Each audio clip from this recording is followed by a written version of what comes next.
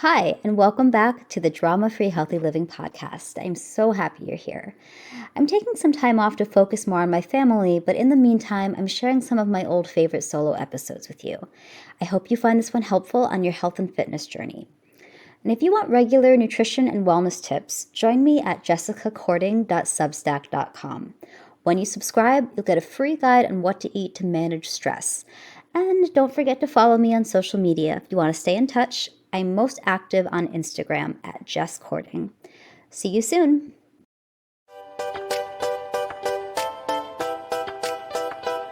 Welcome to Drama-Free Healthy Living with Jess Cording. I'm your host, Jess Cording. I'm a registered dietitian, health coach, and author, and I'm here to help you streamline your wellness routine and establish a sane, more balanced relationship with food and fitness so you can reach your goals without losing your mind. On this podcast, we'll talk about nutrition, exercise, self-care, mindset, and more. I'll be bringing you interviews and expert insight on the topics that matter to your health and wellness. Hi, and welcome back to the Drama-Free Healthy Living podcast. I'm your host, Jess Cording. And today we're going to talk about what to eat when you're exhausted and craving all the carbs and sugar.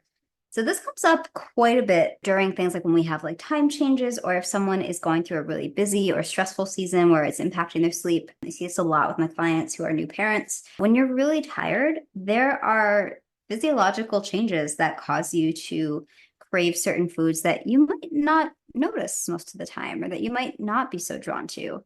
And I have found that this can create some stress for people. So today I wanted to demystify that experience and share some tips for what to eat when you're feeling really tired. So if you are feeling sluggish, cranky, you didn't sleep well, and all you want to eat is candy and sugary coffee drinks and potato chips and I don't know, all the sugary things. I think sometimes people get really down on themselves, and something I see a lot is they talk about that they have no willpower. And I like to step in and remind you that a lot of this is your body trying to protect you. When you're tired, your body's oh no, my defenses are down. If I have to outrun a predator, I'm gonna need energy to do that. And our body recognizes carbohydrate as a very quick hit of energy, but sees a donut and is oh, hi, glucose, get into me. And glucose is our brain's preferred fuel source. And so sometimes when we're going through phases where our energy is low, our resources are down, our body wants help getting back to baseline so it can feel better and do the things that it thinks it needs to do. Sometimes we experience fat cravings when we're really tired too, and fat also can play a role in energy needs. Fat is more of a stored form of energy. It's a little more slow burning. So sometimes if you're really, really tired, you might notice that you're also drawn to greasy things, because on some level, your body's oh, okay, if I eat that, that's going to help me store energy to get through a really tough time. So I want to shine some light on that. And beyond that, we have certain hormones that regulate our hunger, so to speak. So two really big ones to know about are leptin and ghrelin. And what happens is when you're really tired, or when you're sleep deprived, these hormones kind of go all out of whack, making you feel you're more aware of being hungry, but you're less perceptive of when you're full, which is a really inconvenient combination. So just sometimes I find that for my clients, knowing that can be really, really helpful and just take some of the guilt and the shame off, because a lot of people are carrying around shame around cravings. This is just a lovely societal piece of bullshit that we're still dealing with. So I just wanted to take that burden off of your shoulders, and just to know that a lot of this is biology and physiology.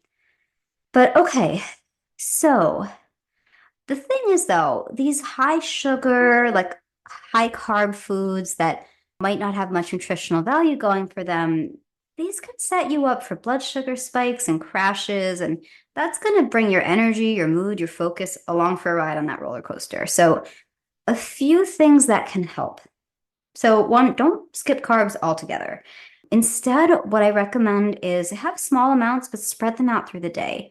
So maybe instead of having chips with a sandwich, if you want a sandwich, have a sandwich, but maybe you have a salad with it because you're getting some extra fiber, some antioxidants, some hydration from those water-rich veggies. Hydration can also help boost alertness. Or maybe instead of having orange juice with your cereal in the morning, maybe you still have your cereal, but you add some nuts on top. And then maybe a little later you have an orange, because then you're going to get the fiber and the extra hydration. Choosing higher fiber complex carbs can also help because these break down more slowly. So they give you a little more slow burning energy. So things like oatmeal, quinoa, brown rice, and other whole grains, lentils, peas, chickpeas, other beans, things like sweet potatoes. I'm not anti-white potato at all, but they do tend to have a little less fiber. High fiber foods like berries, apples, pears, citrus, all good stuff. And then you're probably sick of hearing me say this, but it's a cliche for a reason. Pair your carbs with protein and fat. This helps stabilize blood sugar. And this is what is going to help you feel full and energized for a while. If we're talking about snacks, rather than just an apple, pair your apple with nut butter or have plain Greek yogurt with berries or avocado toast using whole grain bread. Or if you're really craving chips, tortilla chips are calling your name, eat them with guacamole. And then for meals, I would say reach for some kind of lean protein like chicken or fish or tofu, and then introduce some whole grains and some cooked veggies. Or maybe you have something like roasted salmon and veggies with some baked sweet potato. Or you could do breakfast for dinner or any meal, honestly. Like maybe you do like a veggie and cheese omelet with a side of roasted potatoes or a slice of whole grain toast. And in terms of beverages, instead of amping up the coffee intake, because I understand that that can be very, very tempting. Because yes, in the short term, coffee or caffeine helps us feel more alert. But what happens is that, and you've probably experienced this, you can find yourself shortly thereafter feeling kind of jittery, a little more anxious. You might find that your mood is all over the place. So I would say keep it to your usual coffee intake, or even go slow if you need to. I'm a big fan of green tea and matcha tea because you are still going to get a little caffeine, but you're also going to get an amino acid called L-theanine, which is very helpful for allowing you to remain focused but calm and without those coffee jitters. So just something to consider. So if you're having a day where you are really, really dragging and normally you would like, nope, I'm going to get another espresso in the afternoon. Maybe that's a day instead of doing like an emergency espresso, maybe you start with a green tea. So you get a little caffeine, but without the big hit of caffeine. So just take it as someone who used to drink 8 cups of coffee a day. It can be an adjustment, but it can be done and you will be very happy that you made that change.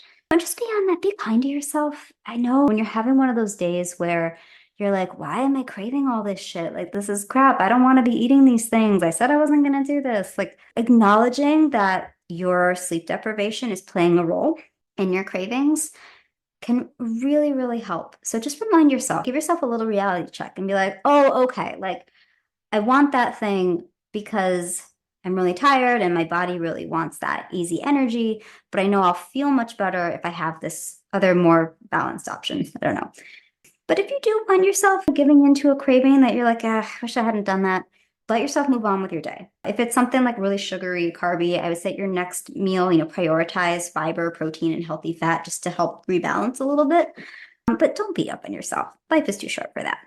So if you are looking for more info on tips like what to do in different kinds of situations, on my Substack, I have a whole series called WTF to Eat. So I share lots of tips for all different kinds of situations where this is going on, this is what you should eat. So if you're interested, you can click on the link in the show notes or hop on over to jessicacording.substack.com. I can talk today. I'd love to see you there, and it's totally free. As always, guys, if you like what you hear, please consider leaving a 5-star review on Apple Podcasts. They really matter and help me continue to bring you useful content to improve your well-being. So as always, have a wonderful day and we'll talk soon. And just one more thing. I may be a dietitian, but I'm not your dietitian. The information in this podcast is meant for educational purposes only and is not intended to diagnose or treat any medical condition. It is also not a replacement for individual counseling. Always check with your healthcare provider for questions related to your own health and well-being. Thank you for listening to Drama-Free Healthy Living with Jess Cording. We'll see you next time.